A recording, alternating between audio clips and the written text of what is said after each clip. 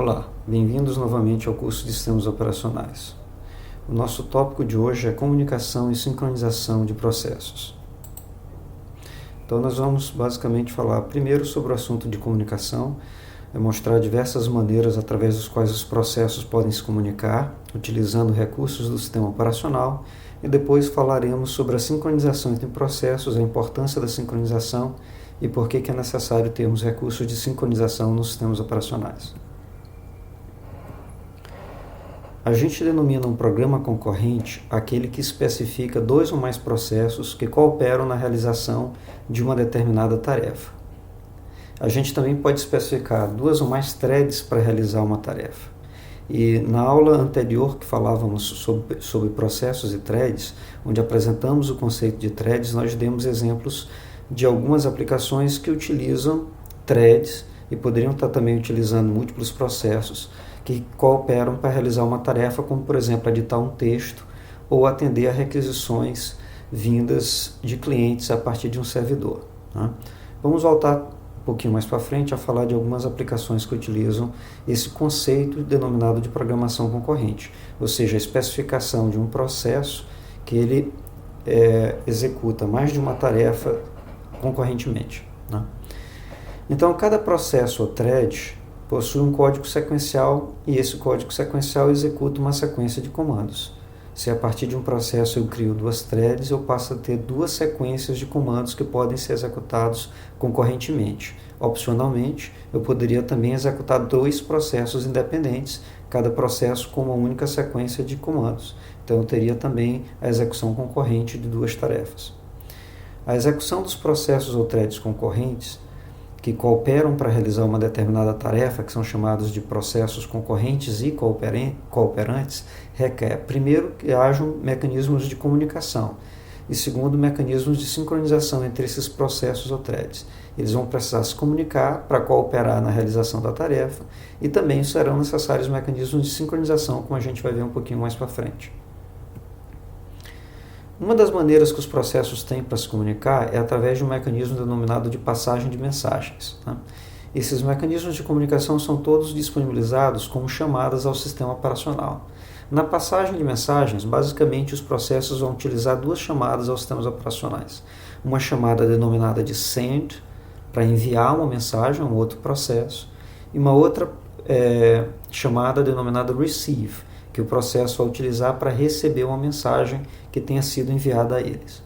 Então, nessa figura, ilustra-se dois processos. O processo X, que deseja se comunicar com o processo Y. Então, o processo X deseja enviar uma mensagem ao processo Y. Basicamente, essa mensagem está aqui no espaço de endereçamento do processo X. Então, essa é a mensagem que o processo X deseja que seja enviada a Y. Para realizar isso, o que ele faz é chamar o sistema operacional através da primitiva send, informando para o sistema operacional que ele deseja que essa informação seja compartilhada com o processo Y. Então é necessário que ele especifique o destinatário da informação, que no caso seria o processo Y. O sistema operacional então recebe o conteúdo a ser compartilhado com o processo Y, através da função send dele, e ele coloca essa informação, ou essa mensagem, que seria a informação a ser compartilhada com o processo Y, ele guarda em uma fila de mensagens, dentro da área dele, sistema operacional. O processo Y, para receber a mensagem, ele deve realizar uma chamada ao sistema operacional, denominada de receive. Né? Ao chamar a função receive, o sistema operacional verifica se existe alguma mensagem na fila de mensagens associada ao processo e se existir, ele entrega essa mensagem ao processo Y. Então, assim, o processo X consegue enviar uma mensagem ao processo Y, né? Através desse mecanismo de passagem de mensagens. No contexto do protocolo de comunicação TCP/IP, que é o protocolo de comunicação mais utilizado na internet, né, que é a base da internet, a programação por passagem de mensagens é chamada de programação TCP/IP Sockets. Então, nesse processo da comunicação TCP/IP Sockets, o modo de funcionamento é como eu expliquei anteriormente. O processo que deseja enviar a mensagem a um outro, ele vai indicar o processo destinatário da mensagem e vai passar o conteúdo da mensagem a ser entregue para o processo. Essa mensagem, então, ela vai ser armazenada pelo sistema operacional dele, mas nesse caso, como é uma comunicação de rede, ela vai ser encaminhada para a máquina de destino, ou seja, a máquina onde esse processo de destino vai estar executando. E lá na máquina de destino, o sistema operacional guarda a mensagem em uma fila de processos. Quando o processo emitir a chamada receive, o sistema operacional entrega a mensagem para ele. O que é interessante no TCP/IP Sockets é como que se identifica o processo destinatário de uma mensagem.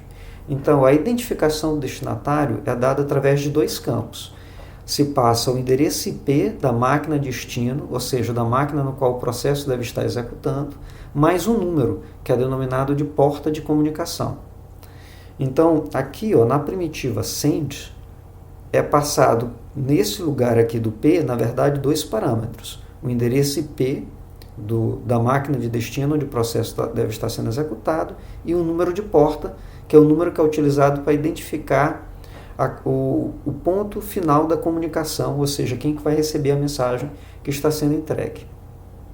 O processo que vai receber a mensagem por sua vez, ele vai chamar o sistema operacional solicitando a abertura de uma porta.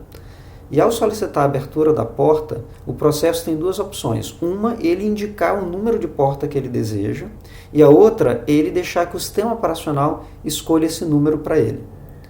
Se o sistema operacional for escolher o número para ele, ele vai receber o número do sistema operacional, por exemplo, 1023. E aí, quem estiver mandando mensagens para esse processo deve conhecer esse número, que é o 1023. Uma outra opção é o processo solicitar para o sistema operacional um número específico. Por exemplo, ele pode solicitar a abertura da porta 80.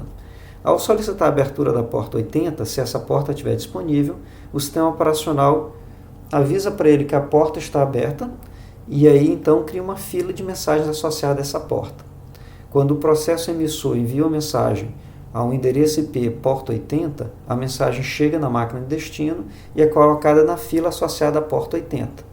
Quando o processo que está escutando na porta 80 realiza uma chamada receive, o sistema operacional entrega para ele a mensagem associada àquela porta. Então verifiquem que esse mecanismo, endereço IP mais porta, é um mecanismo de comunicação que é dito de comunicação indireta, porque o destinatário da mensagem, né, ao se identificar o destino da mensagem, não se identifica diretamente o processo com o PID do processo, com o identificador do processo. O que se identifica é o número de porta, né? E aí se espera que o processo esteja utilizando, que esteja escutando naquela porta é o processo com o qual efetivamente se quer comunicar. Algumas portas têm uma numeração padronizada.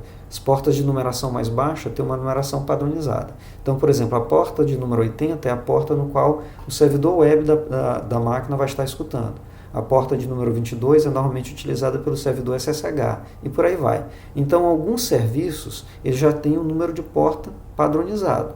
Quando um servidor web é colocado no ar em uma máquina servidora, ele já vai solicitar para o sistema operacional a abertura da porta 80.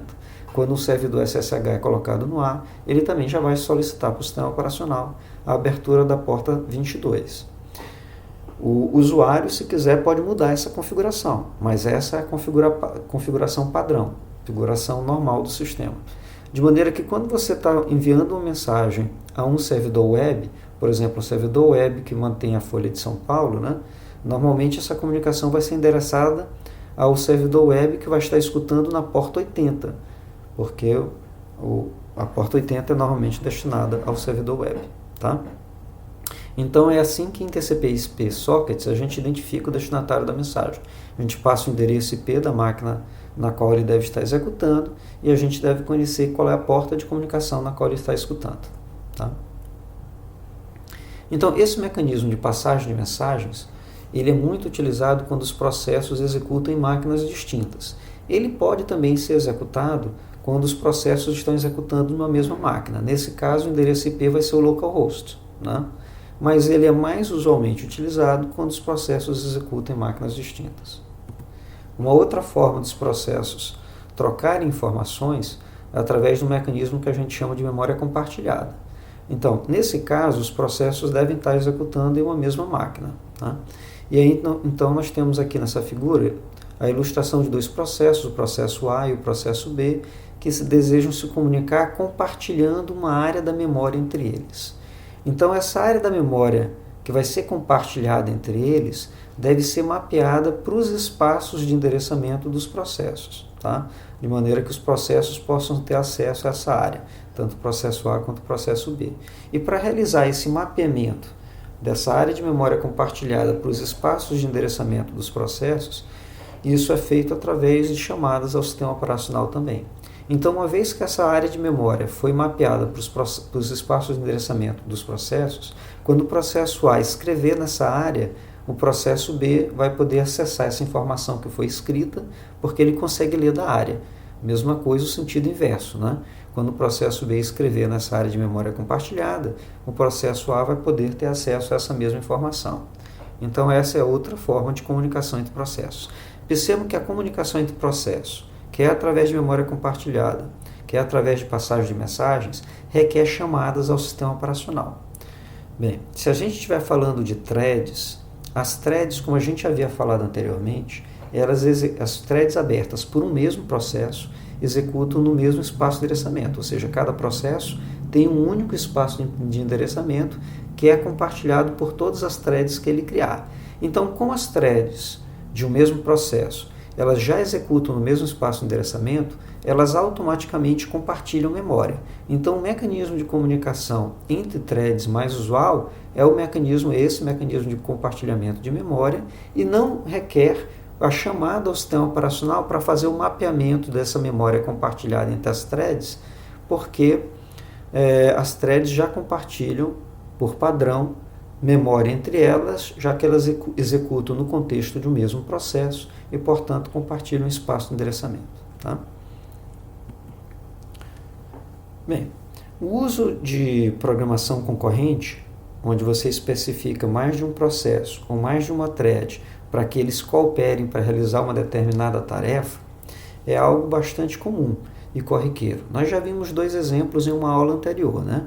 Um dos exemplos foi um editor de texto, onde você tem 3 tarefas que você deseja que sejam executadas concorrentemente. A tarefa de se editar o texto, a tarefa de se realizar a correção ortográfica do texto ao mesmo tempo que o texto está sendo digitado, e a tarefa de tempos em tempos, salvar o texto em um arquivo.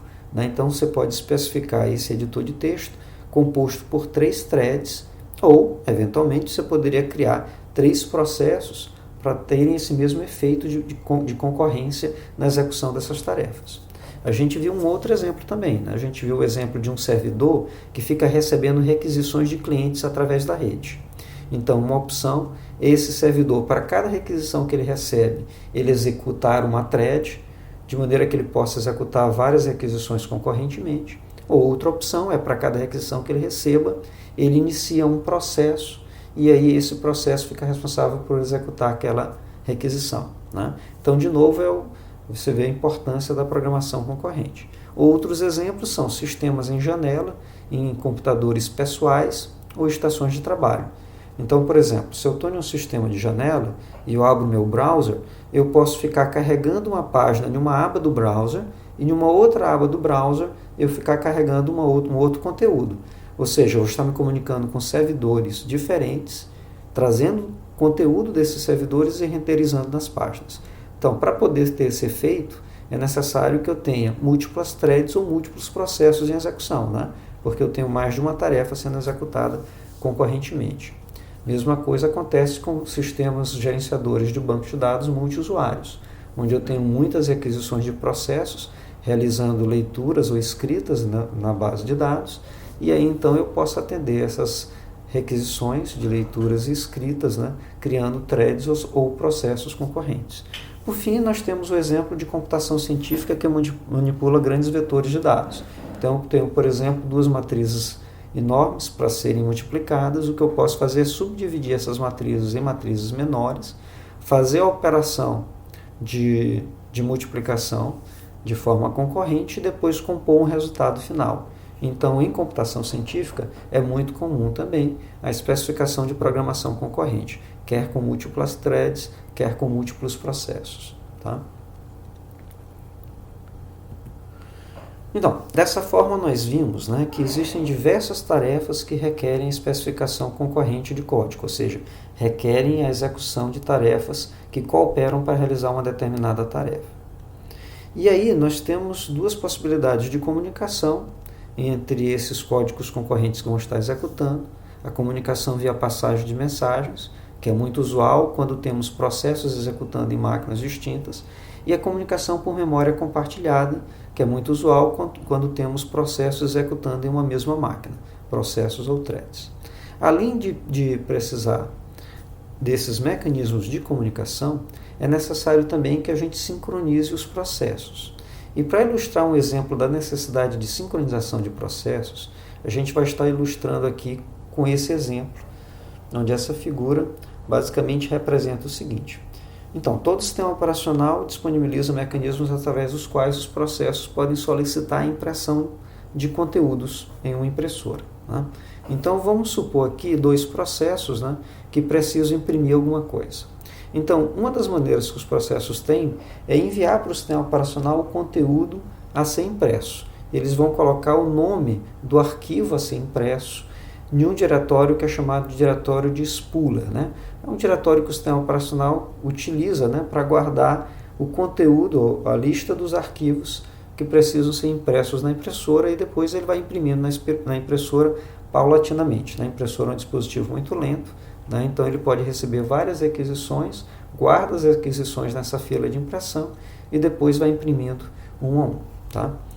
E aí, então, para controlar aqui, ó, essa lista, né, de arquivos a serem impressos, nós vamos estar utilizando essas variáveis aqui, uma variável chamada de in e uma variável chamada de out. A variável chamada de in aponta a próxima entrada que está disponível para que seja gravado o nome de um arquivo a ser impresso. E a out indica qual é a próxima entrada que está disponível para o sistema operacional remover esse conteúdo e imprimir o arquivo que está indicado nele. Tá? Então, nessa situação dessa figura, né, a próxima entrada do diretório que está disponível para ser escrita é a entrada 7. Né?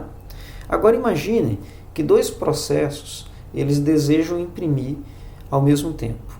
Então eles vão ler esse conteúdo aqui do in, vão ver que a próxima entrada que está disponível é a 7, e os dois vão escrever sobre esse conteúdo 7. Então, como os dois vão tentar escrever sobre esse mesmo espaço físico aí, o que vai acontecer é que a escrita de um vai sobrepor a escrita do outro. Pode ser que a escrita do A sobreponha a do B, pode ser que a do B sobreponha a do A, não se sabe exatamente, mas o fato é que, apesar de se solicitar duas impressões, apenas uma impressão vai ficar registrada aqui na lista de impressões. E, portanto, somente um conteúdo vai ser impresso.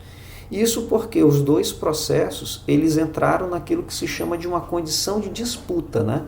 Eles estão disputando esse recurso que é compartilhado entre eles, essa entrada no spool de diretório, e os dois tentaram acessar essa entrada ao mesmo tempo, gerando esse problema. Tá? A gente pode ver essa mesma situação, essa condição de disputa, em vários outros exemplos.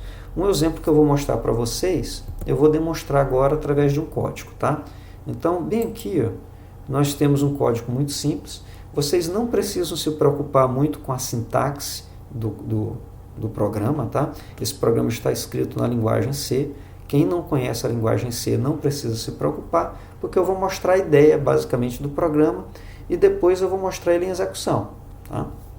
Então, a ideia desse programa é basicamente o seguinte: ele vai criar duas threads e essas threads elas vão estar compartilhando o acesso a um número, tá? E esse número é chamado de n-comments, tá vendo? É um número inteiro, esse int aqui indica que é um número inteiro, que está sendo inicializado com o valor 0, e esse número aqui vai ser incrementado por cada uma dessas duas threads, e aqui basicamente nós temos um loop onde a gente incrementa esse número em 10.000 unidades. Como o processo está criando duas threads, se a gente executasse esse código, o que vai acontecer é, nós criamos duas threads, cada thread vai entrar em um loop e vai somar 10.000 vezes o número 1 a esse conteúdo aqui do n-comments. Né? Então, como são duas threads e cada um vai somar 10.000, o resultado esperado seria 20.000. Agora, se nós executarmos esse código, eu vou executar ele aqui para vocês, né? Se nós executarmos esse código, ó, percebam que o resultado é bem diferente de 20 mil. Nessa execução, o resultado que foi gerado como saída foi 10.815. Se eu executar mais uma vez, o resultado agora é diferente, 13.197. Executando mais uma vez, 15.920. Então, como vocês podem ver, cada vez que eu executo esse programa, ele gera um resultado diferente. E esse é um resultado que, a princípio, a gente pode achar inesperado, né? Porque nós criamos duas threads independentes, cada um somando 10 mil vezes esse número, incrementando 10 mil vezes essa variável, então o resultado dessa variável, a princípio, deveria ser 20 mil. E não é justamente pelo que nós acabamos de descrever aqui na aula, né? Voltando aqui, o que está acontecendo aqui é que nós temos dois processos, no caso do nosso código eram duas threads, que estão acessando o mesmo recurso, naquele caso uma variável, e estão incrementando o valor daquela variável. Agora o que acontece é que, por exemplo, se a variável está com o valor de 700, ambos leem o valor de 700 e depois eles incrementam 1 em 700. Então são dois incrementos e o resultado vai ficar só 701. Então toda vez que eles tentam acessar exatamente a variável ao mesmo tempo, ou seja, eles entram em uma situação de disputa, uma das somas acaba não acontecendo. É por isso que o valor dessa soma é sempre menor do que 20 mil. Se eu executar várias vezes, o valor é sempre menor do que 20 mil. Porque ocorrem as situações de disputa entre essas duas threads e o valor de uma das somas é perdido. Tá? Então percebam que isso é bem interessante, né? Quando a gente está escrevendo programas concorrentes, ou seja, programas onde você tem uma tarefa sendo executada por mais de uma thread ou mais de um processo de forma cooperante, é necessário que a gente tenha esse cuidado de proteger os recursos compartilhados entre elas de condições de disputa. Tá? Então, o que a gente gostaria é de obter um comportamento como esse aqui. Eu tenho dois processos em execução, são dois processos concorrentes, poderiam ser duas threads concorrentes, tá? E em um determinado instante, um processo deseja acessar um recurso compartilhado com esse processo B. Né? O processo A deseja acessar um recurso compartilhado ao processo B.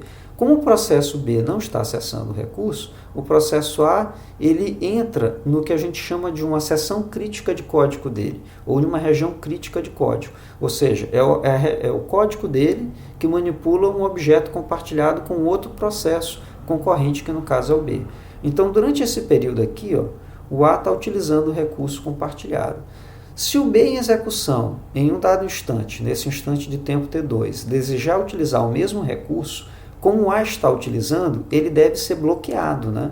Ele deve ser bloqueado, ou seja, ele deve entrar naquele estado de esperando, e só ser liberado a sua execução depois que o processo A parar de utilizar o recurso compartilhado com o processo B. Então, nesse ponto bem aqui, nesse instante T3, o A sai da sua seção crítica de código, ou seja, ele passa a não utilizar mais o recurso compartilhado e isso habilitaria o processo B a prosseguir sua execução e utilizar o recurso compartilhado, entrando, nesse caso, na sua seção crítica de código, né? Que ele vai estar utilizando o recurso que está sendo compartilhado pelo processo com o processo A. Mais para frente, nesse instante de tempo T4, esse processo B ele sai da sua seção crítica de código porque ele não está mais utilizando o recurso que é compartilhado com o processo A.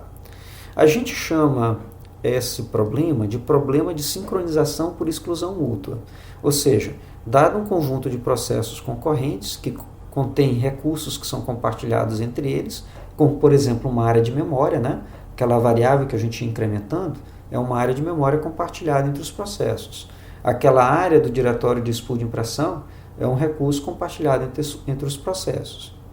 Então, dado um conjunto de processos sendo executados concorrentemente e que compartilham recursos, a gente precisa garantir que, em um dado instante, somente um dos processos concorrentes vai estar utilizando os recursos compartilhados com os demais. E o termo exclusão mútua é justamente por isso. O fato de um processo estar usando o recurso, isso deve automaticamente excluir os demais processos de utilizarem o mesmo recurso. Daí o termo exclusão mútua, né? E o que a gente quer então é atingir esse comportamento. Para atingir esse comportamento, o sistema operacional ele vai disponibilizar mecanismos que devem ser utilizados pelos programadores que especificarem códigos concorrentes, tá? A biblioteca pthreads, ela disponibiliza métodos para sincronização de threads. A gente já falou a respeito da biblioteca pthreads, né, que é a biblioteca que permite a programação com threads, ou seja, a partir de um dado processo, criar várias threads, e aí eu posso ter várias linhas, né, ou fluxos de execuções independentes de instruções, né. Então, a biblioteca pthreads disponibiliza não só os mecanismos através dos quais as threads podem ser criadas e especificar dessa forma códigos concorrentes para serem executados no contexto de um mesmo processo, mas ela também disponibiliza mecanismos de sincronização para resolver esse problema, que é o problema da exclusão mútua, né? Um dos recursos que são disponibilizados é esse recurso chamado de mutexes. Mutexes são variáveis protegidas que são utilizadas para resolver o problema de exclusão mútua. Essas variáveis especiais do tipo mutex, elas só podem ser acessadas através de dois métodos específicos. Um método lock, que permite ao processo obter uma trava ou bloquear o processo, e o unlock. A ideia básica é assim, para cada recurso compartilhado com outras threads, se cria um mutex. E aí, sempre que uma thread quiser utilizar esse recurso, ela deve chamar a primitiva lock antes de entrar na sua seção crítica de código, ou seja, antes de entrar na sua seção de código que manipula o objeto compartilhado. O que essa chamada lock faz verifica se aquele recurso está sendo utilizado por algum outro processo. Se estiver, ela vai bloquear quem chamou o lock, já que o recurso está em uso, né? E só vai desbloquear a thread que chamou o lock quando o recurso tiver sido liberado, tá? Agora, se o lock, ao se chamar o lock, o recurso não estiver em uso, então o recurso vai ser bloqueado, ou seja, a thread que chamou o lock vai obter uma trava para poder utilizar o recurso e vai prosseguir sua execução dentro da sua seção crítica de código, tá? Ao final do uso do recurso, a thread deve chamar o unlock. O unlock libera a trava, e aí, se tivesse uma outra thread querendo utilizar o recurso, ela passaria a poder usar o recurso a partir daquele instante. E se não tiver nenhuma outra thread, simplesmente o recurso vai ser considerado como disponível agora para uma outra thread que eventualmente queira utilizá-lo no futuro, tá? Então, a ideia básica é escrever um código onde se define uma variável mutex para cada recurso compartilhado. Antes de utilizar o recurso, se utiliza a primitiva lock, e depois do término do uso do recurso, se utiliza a primitiva unlock, né? Mutex, lock e unlock estão disponíveis na biblioteca pthreads, que é uma biblioteca para especificação de código concorrente através de threads. Mas se você quiser especificar código concorrente através de processos, né, criando processos concorrentes, os sistemas operacionais disponibilizam a chamada fork, no caso do Unix, né, para que se criem processos concorrentes a partir de um processo em execução. E ele também tem outras chamadas que são semelhantes ao uso da variável mutex, que são denominados de semáforos, para permitir essa sincronização por exclusão mútua, né, para resolver o problema de exclusão mútua. Eu vou estar demonstrando isso também através de um outro código para vocês. A gente vai pegar aquele mesmo exemplo que eu havia comentado anteriormente, de termos uma variável que é compartilhada entre duas threads, e as duas threads vão incrementar essa variável em 10.000 unidades, né? Então, o comportamento esperado é que ao final essa variável fique com o valor 20.000. Nós vamos corrigir o código anterior, que criava as threads, porém não gerava nenhuma sincronização, e aí nós tínhamos esse erro que eu já mostrei para vocês. E nós vamos agora utilizar mutex. Veja que eu estou programando aqui com pthreads, né? E aí nós vamos utilizar as variáveis mutex para sincronizar as threads de maneira a impedir que duas threads acessem a variável, que deve ser incrementada ao mesmo tempo no caso de uma situação de corrida, né? Então, aqui é o código das threads. Você vê que agora, antes de incrementar o valor da variável que está sendo compartilhada é essa variável aqui, ó. Você vê que antes de incrementar o valor da variável é feita o lock, ou seja, A thread verifica se a variável está disponível e somente se ela estiver disponível se faz o incremento dela e ao final se faz o unlock para liberar para outra thread incrementar a variável, né? Então é feito o lock e unlock utilizando uma variável do tipo mutex com a programação por pthreads, tá? E aí, como dessa vez é feito a sincronização para poder controlar eventuais situações de corrida no acesso a essa variável, né? A gente espera que a gente consiga finalmente obter o resultado desejado, que é obter o resultado do valor 20.000, né? Que é o valor que deveria ter sido apresentado ao final da execução do programa, já que cada thread, e são apenas 2 threads, elas incrementam 10.000 nessa variável. Então vamos executar esse programa agora contendo a sincronização utilizando o mutex, e olha o que acontece. Ó. Percebam que aí, ó, toda vez que eu executo o programa, o resultado correto aparece, que é 20.000. Tá? Então percebam que é muito importante a gente sincronizar os processos utilizando esse mecanismo, né, de mutex ou de semáforos, se você estiver programando com processos independentes, né, de forma a obter o resultado desejado da computação. Tá? Além da sincronização por exclusão mútua, existe uma outra forma de sincronização que é conhecida como sincronização condicional, que muitas aplicações requerem, né?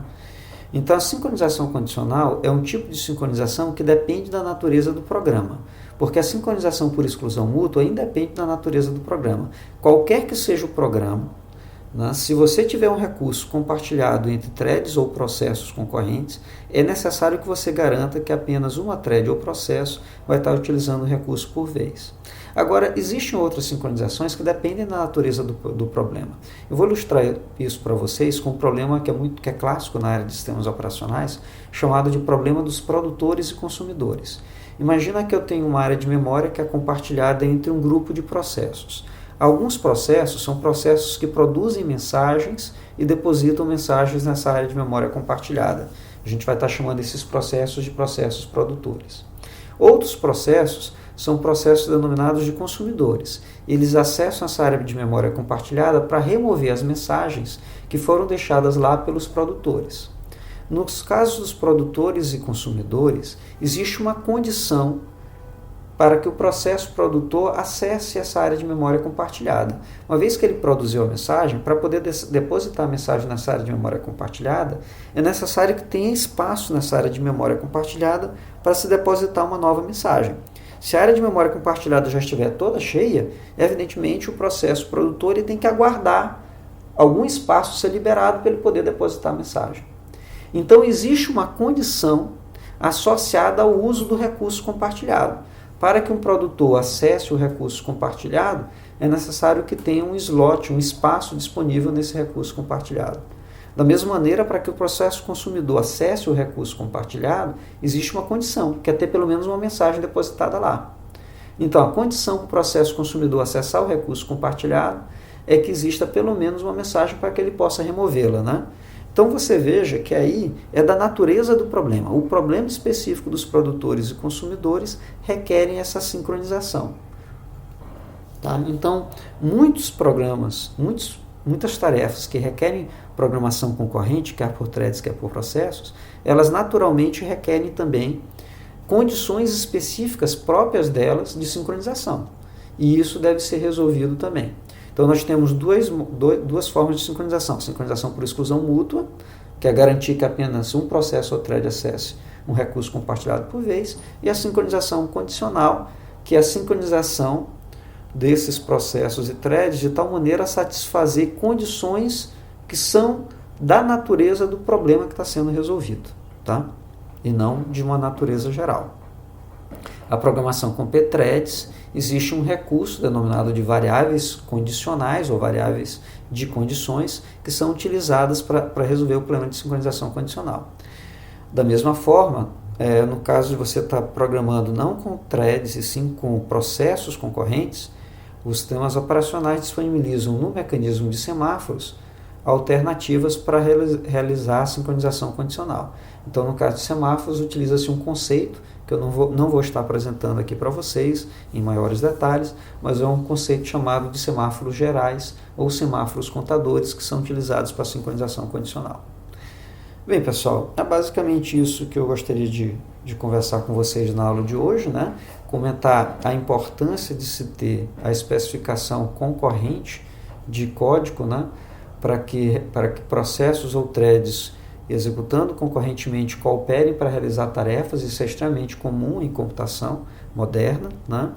E que para que ocorra essa cooperação na execução das tarefas é necessário disponibilizar mecanismos de comunicação. Vimos 2 mecanismos básicos de comunicação: passagem de mensagens e uso de memória compartilhada. E é necessário também realizarmos a sincronização desses códigos concorrentes. A sincronização, nós vimos que tem a sincronização por exclusão mútua, para garantir que apenas um processo ou thread utilize em um dado instante um recurso compartilhado entre eles, e a sincronização condicional, que aí são condições que dependem da natureza do problema, mas que são necessárias para resolver o dado problema aí de especificação concorrente de código. Por enquanto é só. Vejo vocês numa próxima aula. Até mais.